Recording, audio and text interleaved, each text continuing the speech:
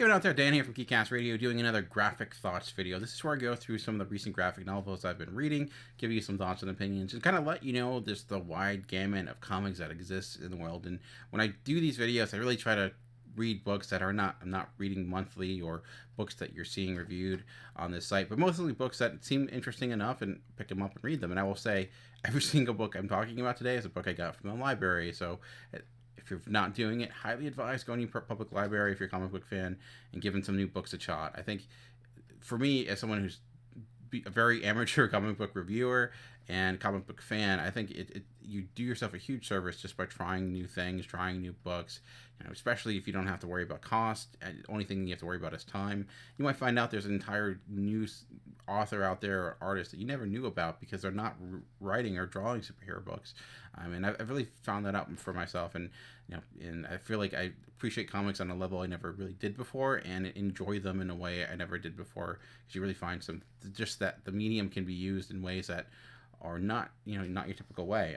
Today's books, I will say, are mostly, with that said, are mostly straightforward. There's nothing out there completely like last graphic thoughts, where I had a book about a park bench, but some books that I think are worth your time nonetheless. And starting with this is a really hard, crazy. Like when I first saw this title of this book, I'm like, okay, is that a misprint? That can't be right. But it's Dead Demons, Dededede Destruction. And if you don't believe me, that's the name of it. You probably can't read it because it's backwards, because that's how cameos work. But I'll put in the show notes below. I'll link all the books and their authors and everything like that. It is a manga book, as you can see. It is written backwards, drawn backwards, and that's upside down. Again, videos are hard. It's hard. It's hard to understand how mirrors work and all that good stuff. But it's black and white, as most mangas are. It's about. It's hard. It's weird how this is about. Imagine like a teenage manga version of District 9 in a way, where you have these high school kids, and they're just kind of living their normal life, and then suddenly in Tokyo, a gigantic spaceship comes and stops there and lands. And as you would expect, some people are concerned, why is this happening, what's going on? And eventually things occur, but they're able to actually bomb and disable that gigantic spaceship, but it ends up kind of being stuck there for quite some time. Though there's kind of satellites that come out here and there throughout the years, and this actually takes place into two different distinct times. When it first shows up in about, I don't know, 5-6 years later, and I'm kind of hard rambling when I'm talking about this book, because it was a weird book, as I'm learning most manga are. I should preface this, if you don't know, I don't read a lot of manga. This is probably my 10th manga book I've read. I'm trying to read more manga, and because I try to do, when I do my list of best comic books, people are like, where's the manga? I'm like, I haven't read it. They're like, you should. So I'm trying. But we see it's about these two friends, high school, or not high school, they're more middle school friends, that are kind of going through this life and their relationships, and they're dealing with your typical high school, middle school type of stuff, drama with boys, drama with one another, playing video games. They have the one girl who's a crush on her teacher, but at the same time, they're also dealing with the fact that you have this spaceship there, and the one lost her father because within the chaos of when it first showed up. So it's I would say there's a lot of comparisons to something like 9/11, but obviously this is taking place in a different culture, but still dealing with the idea of you have this new norm that you eventually get used to, even though it's completely you think it was something you never feel like you'd ever get used to. And the fact that there's new life in another world, and B, there's a spaceship, but eventually it's just going to be a thing that's there and more of a nuisance and an eyesore than this huge revelation about where you are in the world of mankind, and how kind of the world just kind of goes on living. So I found that interesting enough. And there are some things that happen, like regarding the girls and their dynamic, and I guess that was kind of what was strange to me. Like you have this premise, and then it ends up just being your general dramatic story, but it does deal with things like depression here and there, and there's a lot of things, a lot of bits about a lot of different things thematically, and kind of issues it touched upon. But I think maybe it stretched its hand a little bit too much, and by the end of it, it was just like, okay, some weird things happen, as they're trying to deal with the spaceship, but I don't know if I'm super interested in reading the next volume. The characters were okay; they weren't super strong, but again, it's certainly written for an age that may not be me, or for an audience that may not be me. I think I might go with the second volume just because it the way this ends, it seems like that piece that was kind of hovering over the entire city may now become, there may be more to it with the next volume. So I'm still trying to I'm learning that just the pace and the way that manga approaches it, even in the smaller details, are much different than comics. So it's just trying to figure out what works for me and what doesn't. So I gave it a shot, and I'm glad I did. I'm glad I read it. It's something I regret reading, but it's not one that I'm like, oh, now I'm a huge manga fan. I'm still waiting for that one book that does that. Also, from a different publisher, this is from Vault Comics, which I don't read enough Vault Comics, but this was at my local library. It's called Heathen, and it's because I consider myself a heathen. But no, I love Asgardian mythology and stuff like that. That's why I'm a fan of Thor, and this touches upon that. It's not Thor per se, but it takes place during Viking times, and with this one kind of warrior. There's kind of two major stories. You have this warrior who's an outcast of her people, and one who's a god who's an outcast of her people because they kind of defied the rules, defied Odin, or defied the kingdom they're from. And in one way, the main character, she is actually homosexual and has feelings for women. And considering this time period, you can see that was hugely frowned upon, and she was actually supposed to be killed, but she was spared by her father. And it's a world where demons and humans coexist, and I love the art. It's got a great feel to it. Very sketchy in the sense of like very quick lines, and I thought the story was pretty solid. If you like that type of approach on it, I wouldn't say like Conan per se because it's not hyper violent, but it reminded me a lot of like 80s fantasy. And I just thought the imagery was rather strong. Vault does. I've heard a lot of great things about Vault, and that's why I picked it up. And if you're a person that likes a Viking show or likes Thor but wants a more down to earth approach to it, a more mature approach to it, this would definitely do that. And especially if you wanted to see I like it when you take issues of today, societal issues of today, and kind of take those and place them into a different time and place, and how they relate to one another.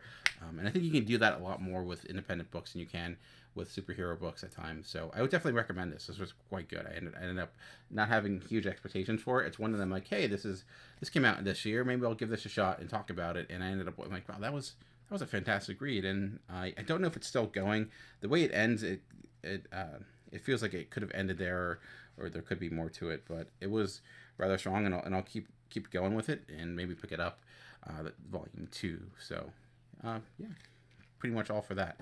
The next is an anthology book, and I actually kind of felt bad getting this from the library because it's Puerto Rico Strong, not because I didn't want to read it, but because it's a book that was meant to benefit Puerto Rico, and it's like I should have probably spent money to buy this rather than getting it for free, because it kind of defeats the entire purpose of this book existing. Hey, but I'll just throw money to a charity instead.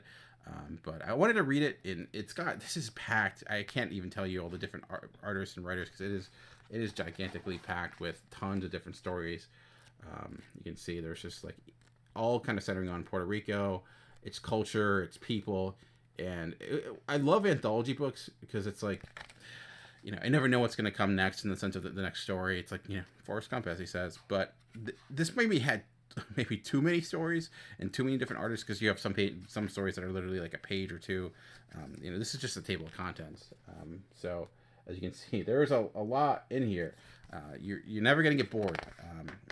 It's over 200 pages, and I as someone who's never been to Puerto Rico, has friends who live there and been there, or come from there, I felt like as an outsider looking in, it gave me a huge amount of insight, and certainly it is full of pride, and it does even put in that tragedy of what happened even to a better perspective, because you see this world that it's so odd. It is a territory of the United States, but it's not really talked about nearly as much. We're certainly, there's been a lot of conversation before even the hurricane came, because of there's been a lot of unemployment with a lot of businesses moving out. I think even John Oliver had a piece about it with Lin-Manuel, and there's been talk about making it a state, or there's a lot of politics that we're going into Puerto Rico before, and then dealing with the tragedy. So I think anyone. This is what I would. This is one of those books where I'm like, you want to read comics, you just want to see what the power that they can hold, and just the variety of storytelling that exists. This is a great book to do that, because there, like I said, there's 50 different stories in here, all with different art styles, different storytelling abilities. And I think it's one thing to be able to write a book that is 60 pages long, or a graphic novel that's like 32, and do a good story, but telling a great story in only a few pages, that is a really difficult skill. And seeing so many people being able to do that back to back to back, all centering on a similar theme. There's been a lot of books like this. I think there was one for Orlando. I think there's one that is coming out or came out for Nevada, which is kind of sad, because it's like, man, all these tragedies. But at the same time, at least trying to take that and make something good out of it, which you think about characters from comics, that is a key to a lot of them. So I would definitely recommend this. Like I said, I don't know if every story is going to work for every single person, but it's especially if you're more interested in that in that location. But yeah, man, I got one more book for today, and I promise I'll stop rambling. And this is probably my favorite out of all of them, and this comes from Titan Comics, which is the Forever War.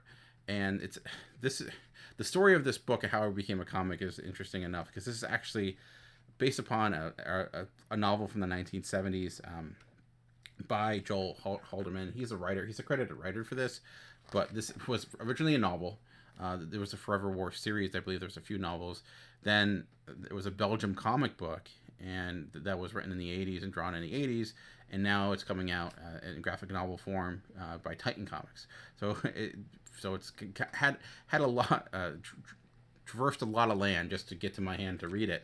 And it takes place in the far future. And when I read this, I didn't know.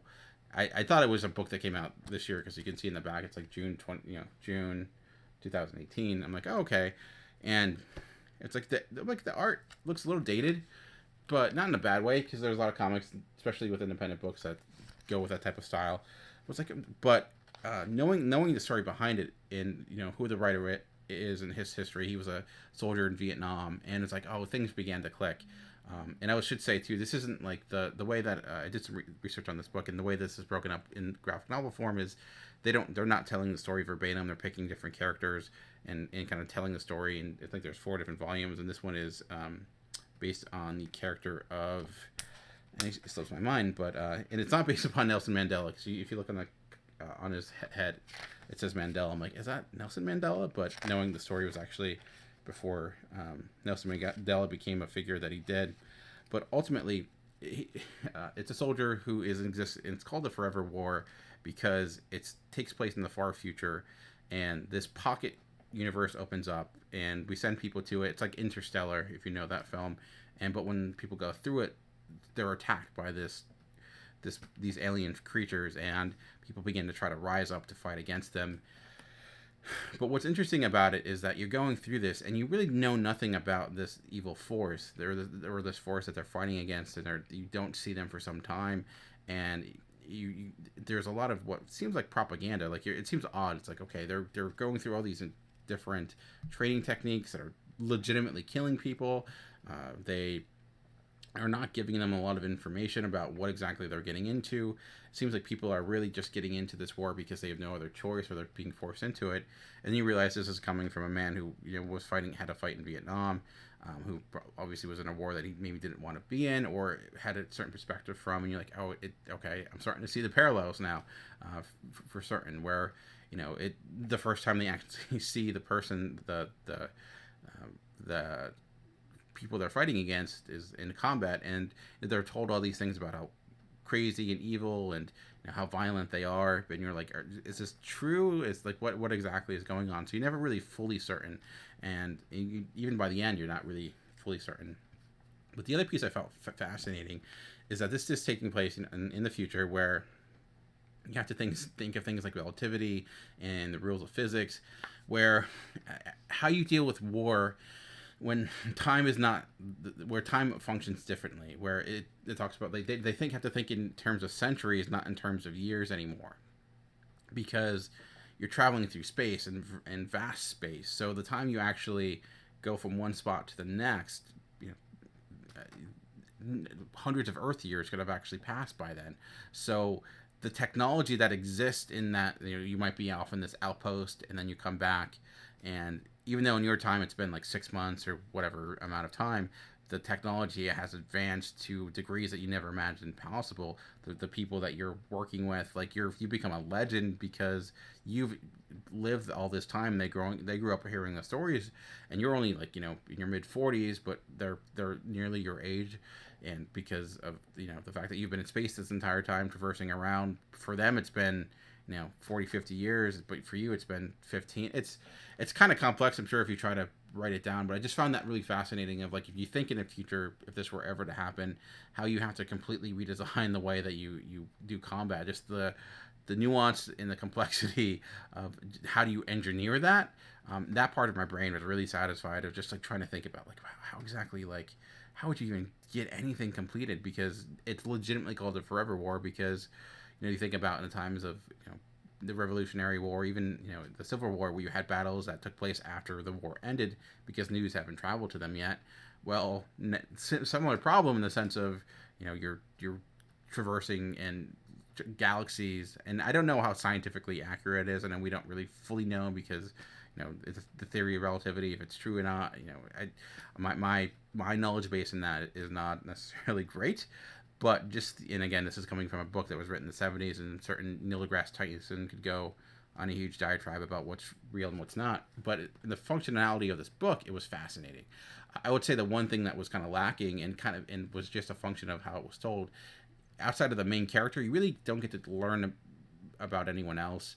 He does eventually come home at one point, and, you know, he's dealing with his family again, who are now in their 30s and 40s, and his dad passed away, and he missed that. But it's also a world where, like, if you're past 70, you're kind of out of luck, because there's so many people now.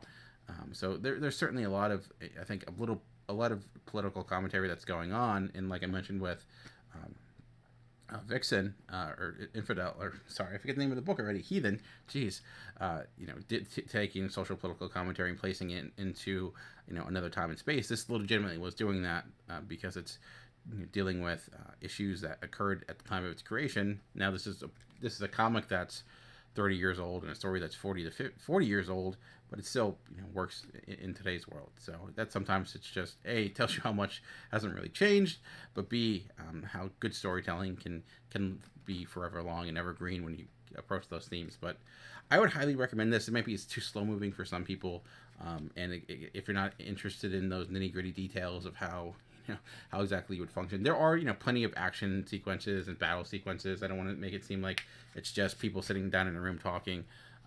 But for me, what really worked for me were some of the other pieces of it, like, and, you know, being a European comic, I love the style of European comics when it's done, especially during this time frame. I've only read, I don't know, 20-30 different European comics. I've not read enough, but I don't know. I was really impressed by this. I was like, oh man, I'm gonna have one of my favorite books of the year. But then I'm like, oh wait, this is not from this year. So I won't be able to put it on that list. But at least I can talk about it and tell you to pick it up. Again, it's by Titan. At least they're the ones who are publishing it now. And I think there are 2 to 3 other volumes that will be coming out in addition to this. So, all right. Well, that's enough rambling from me from today. Thank you if you stuck through all this. Congratulations, you get a medal. Virtually. I can't actually send it to you in person, but if you want to hear more from me, and why wouldn't you, check out my podcast, Comic Concierge. Go to Geekcast Radio. We have tons of stuff there. Keep tuned to this feed, subscribe, whatever. We usually have a podcast or video that drops every day, so if you're bored, we have plenty of listen to or watch. So, but ultimately, remember, comics are for everyone. The key is finding the right one. Until next time, thanks for watching.